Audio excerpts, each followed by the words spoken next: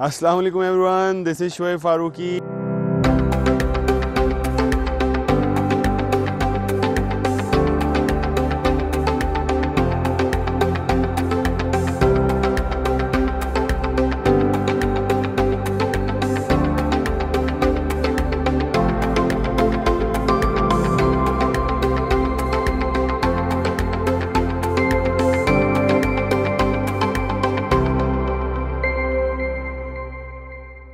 Package हम आपको इंशाल्लाह बाद में दिखाएंगे, लेकिन इस वक्त बहुत ज़रूरी है हमारे साथ इस्लामाबाद स्टूडियोज हमारे 92 में वहाँ पर मौजूद हैं शोएब फारूकी साहब, जो ऑब्वियसली इस प्रोग्राम में हमें ज्वाइन भी किया है, उनके शुक्रगुजार भी हैं। तो पेट्रोलियम एक्सपर्ट शोएब फारूकी साहब, अस्सलाम वालेकुम, बहुत शुक्रिया वक्त निकालने का। आप हमारे इस्लामाबाद स्टूडियोज़ में। पाकिस्तान में मुसलसल पेट्रोल जो है वो महंगा हो रहा है। ये बात अगर मैं एक ह्यूमरस वे में ना कहूँ, लेकिन संजीदगी के तौर पे लोगों को बहुत ज़्यादा मुश्किलात का सामना है। आपके नज़दीक इसकी वजह सबसे बड़ी एक तो क्या है? क्या वाकई मुल्क की माशी सूरत हाल के लिए ये इजाफा ज़रूरी था? प्लीज़ इस पर ज़रूर क्लैरिटी दीजिएगा। जी शोएब साहब। वालेकुम अस्सलाम, बहुत शुक्रिया। और एक बड़ा ज़बरदस्त स्टार्ट आपके प्रोग्राम का, इसमें आपने सॉल्यूशन बेस्ड आगाज़ किया, जिससे मैं भी बड़ा मोटिवेट हुआ। बिल्कुल ये ऐसा मौजू है, इस पर बहुत बात हो रही है और इस वक्त हर आदमी परेशान है, मैं भी उसमें शामिल हूँ। एक्चुअली ये जो प्राइसेस का बढ़ना है, ये ग्लोबल सप्लाई डिमांड की अनसर्टेनिटी है, और इसका जो मेजर कॉन्सिक्वेंस है वो मतलब जो वजह है वो सप्लाई चेन सिस्टम का एक्सपोज होना है कोविड के बाद। खपत एकदम से बढ़ी पूरी दुनिया में, जिसकी वजह से रसद में मुश्किलात आई। पाकिस्तान में ये प्राइसेस बढ़ना थी और बढ़ रही हैं, और आगे भी थोड़ी और बढ़ेंगी, लेकिन आफ्टर अगस्त आई बिलीव के इनमें आप गिराव देखेंगे। लेकिन इसके बरक्स एक बड़ी अहम चीज़ है जो मैं आपके नाजरीन की तवज्जो इस पर दिलाना चाहता हूँ। एक फेयर मार्केट के अंदर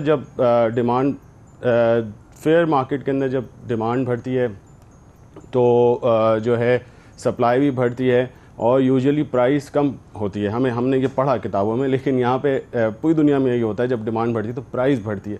तो हमारे यहाँ डिमांड कम नहीं हो रही। हम तकरीबन पिछले 7 महीनों में हमने 33% गाड़ियाँ की ख़रीदारी ज़्यादा की है। हमारे यहाँ डिस्पाइट गाड़ियाँ इतनी ज़्यादा बिकी, उनकी प्राइस भी 45% बढ़ी है, और फिर भी हम गाड़ियाँ ख़रीद रहे हैं। हम अपने लाइफस्टाइल को चेंज नहीं कर रहे। तो जितना ज़्यादा हम इन्हिसार पेट्रोलियम प्रोडक्ट्स पे करेंगे, पेट्रोल पे करेंगे, गवर्नमेंट के लिए इससे उन्होंने तो रेवेन्यू अर्न करना है, they will keep on increasing the prices.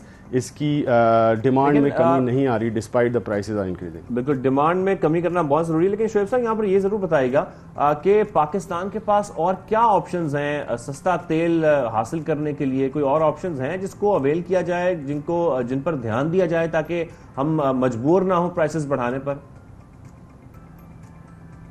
बिल्कुल, देखिए सबसे अहम चीज़ तो ये आपने जो बात की प्रॉब्लम स्टेटमेंट है, इसका शॉर्ट टर्म, मिड टर्म और लॉन्ग टर्म सोल्यूशन है। पहली चीज़ तो ये है कि हम अपनी कौमी पैदावार को बढ़ाएं। हमारे पास जो है वो हमारी जो कैपेसिटी है वो 1,40,000 बैरल दिन की है, जो हम प्रोड्यूस कर सकते हैं, जो कि पिछले 2 सालों में गिर के 60,000 बैरल पे आ गई है। ये बहुत अलार्मिंग सिचुएशन है। हमने अपनी पैदावार को बढ़ाना है। दूसरी बात, ये एक मफरूज़ा है कि हम महंगा तेल ख़रीद रहे हैं।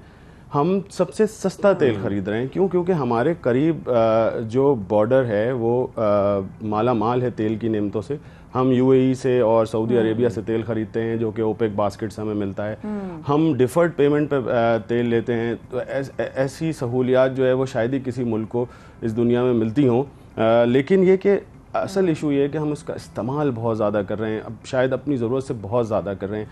तो हम ऑलरेडी सस्ता तेल खरीद रहे हैं, कि हमें डिपेंडेंसी मरवा रही है। हाँ, हमारी डिपेंडेंसी इस चीज़ पेट्रोल के ऊपर बहुत ज़्यादा होती जा रही है।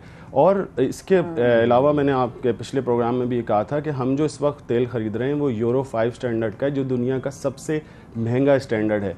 और हमारी जो टोटल कार पॉपुलेशन है, इसके अंदर 75% जो है वो 2 पहियों वाली या 3 पहियों वाली व्हीकल्स हैं, जो जिसके अंदर हम ये महंगा फ्यूल डाल लें। हमें चाहिए कि हम रॉन नंबर जो होता है 97 रॉन का पेट्रोल इस वक्त हर जगह यूज़ हो रहा है, हम यूज़ कराएं रॉन 82 जिसको हमारी अपनी रिफाइनरीज रिफाइन कर सकती हैं और वो हमारे लिए बहुत सस्ता होगा। उनकी क्यूज़ को अलहदा करें पेट्रोल पंप्स पे, मोटरसाइकिलों में, चिंची रिक्शाज में, रिक्शा में, छोटी गाड़ियों में जो 1000 सीसी से कम है, वो वाला पेट्रोल इस्तेमाल करें, तो हम बहुत अच्छा लोड मैनेजमेंट कर सकेंगे, हम इस पूरी साइकिल को बहुत अच्छा मैनेज कर सकेंगे। सही कह रहे हैं। बट अगर मैं पूछूं शोएब साहब आपसे, हम दोनों की तरफ से एक सवाल होगा कि पाकिस्तान के पास और ऑप्शन भी क्या है, हमारे पास कुछ और ऑप्शन है? Do we have any other way? जिस तरह आपने कहा डिपेंडेंसी कम करें, कंजम्पशन कम करें, इसके अलावा do we have any other option? मैं जिक्र करता हूं जैसे हम रशिया से भी सर कोशिश कर रहे थे कि हमारा मुआहदा हो जाए सस्ते तेल के लिए, तो क्या ये भी एक पॉसिबिलिटी है? देखिए, मैं एक बात बिल्कुल इस प्रोग्राम में क्लियर करना चाहता हूँ, आपसे 2 मिनट लूँगा इस बात पे। देखिए, रशिया से सबसे पहली जो चीज़ होती है, तेल की एक प्राइस होती है और एक उसकी लॉजिस्टिक कॉस्ट होती है। रशिया से तेल सेंट पीटर्सबर्ग की पोर्ट से चलेगा शिप के अंदर, कराची पोर्ट पहुंचेगा, इसका रास्ता जो है 32,000 कॉस्ट और बढ़ जाएगी अगर मैं इसको स्ट्रेट लाइन खींचूं, जो कि दुनिया का सबसे तवील रास्ता है। तो ये अभी एक मफरूज़ा है। दूसरी बात ये कि तेल अगर रशिया से आ गया, खाम तेल, तो उसको हम रिफ़ाइन नहीं कर सकते, हमारी रिफाइनरीज केपेबल नहीं है। और अगर हमने जो है रिफाइंड फॉर्म में लेके आए तो हमारे पास ऑयल जेटी नहीं है जो हम उसको ऑफलोड कर सकें, क्योंकि हम अभी तक जो तेल ख़रीदते हैं वो अरब ममालिक से ख़रीदते हैं। छोटे जहाज़ आते हैं, वो ऑफलोड करते हैं और वापस चले जाते हैं, फिर आते हैं, फिर ऑफलोड करते हैं, चले जाते हैं। इतनी देर में हम उसको अपनी पाइपलाइन थ्रू रिफाइनरीज तक ले जाते हैं। ये सिस्टम जो है 20 साल पुराना है।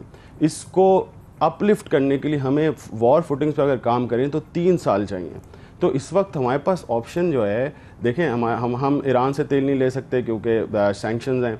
हम जो है अपने बॉर्डर को देखें तो हमारे पास सबसे वायबल ऑप्शन इस वक्त ओपेक बास्केट है, जिससे हम तेल ले रहे हैं। और हमें एक स्मार्ट मैनेजमेंट के थ्रू इस तेल की कंज्यूमर्स को डिफ्रेंशिएट करके उन पे लोड कम करना चाहिए। आखिरी बात जो मैं आपकी नाज़रीन को बताना चाहूँ, ईरान, जी आप बताएं, फिर मुझे बहुत इंपॉर्टेंट सवाल करना है आपसे। जी प्लीज़, ये बात मैं ज़रूर कहूँगा। देखिए, ईरान में उन्होंने, जो दुनिया का 8वां बड़ा तेल का प्रोड्यूसर है, उन्होंने एक फ्यूल सब्सिडाइज कार्ड इंट्रोड्यूस किए हैं।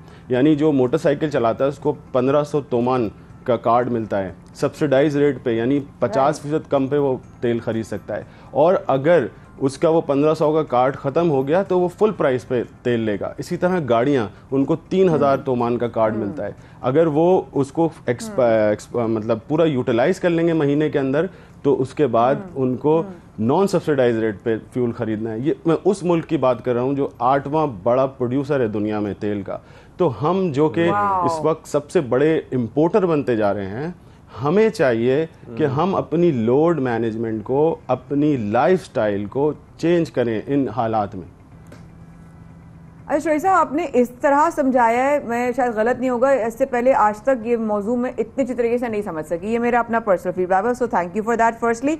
सेकेंडली ये कि जिस तरह हमें प्राइसेस का खदशा है कि 300 रुपए तक जा सकता है। अब आप ही की बात से मुझे ये ख्याल आया कि आपसे सवाल करूं, अगर हम शोएब साहब कंजम्पशन कम करते हैं तो क्या उसकी प्राइसेस को हम कंट्रोल कर सकते हैं, या अगर हम कंजम्पशन कम करते भी हैं और अपनी जेब बचाते भी हैं लेकिन प्राइसेस वहीं की वहीं रहेंगी? जरा इसको भी जरा समझा दीजिएगा। जी देखें, प्राइस जो इस वक्त हमें मिल रही है, अगर उसके 100 हिस्से करूं तो 75% हिस्से पे मेरा कंट्रोल नहीं है, ना गवर्नमेंट का कंट्रोल है, किसी का कंट्रोल नहीं है। हमारा कंट्रोल सिर्फ 25% पे है। जो 75% है वो डिपेंडेंट है ग्लोबल प्राइस के ऊपर। ग्लोबल प्राइस जो है वो पिछले तकरीबन 4 महीनों से ऊपर जा रही है। अभी एक उसके अंदर डाउन टर्न आया था, वो सिर्फ 1 हफ्ते रहा। अभी 15 जुलाई को सदर बाइडन प्रॉब्ली सऊदी अरब का दौरा कर रहे हैं और वो ये कहने जा रहे हैं ओपेक ममालिक को कि वो अपनी पैदावार को बढ़ाएं। मुत्तहिदा अरब इमारात ने इस पे से माजरत कर ली कि वो अपनी मैक्सिमम कैपेसिटी पर तेल प्रोड्यूस करें। जब ओपेक बास्केट में तेल ज़्यादा आ जाएगा, जो कि आएगा अगले महीने से, तो आलमी सतह पे प्राइसेस कम होंगी, हमें तेल सस्ता मिलेगा और जुलाई के उफ, एंड से आप what a इसका good इम्पैक्ट या news. अगस्त के मिड से इसका इम्पैक्ट देखना शुरू करेंगे।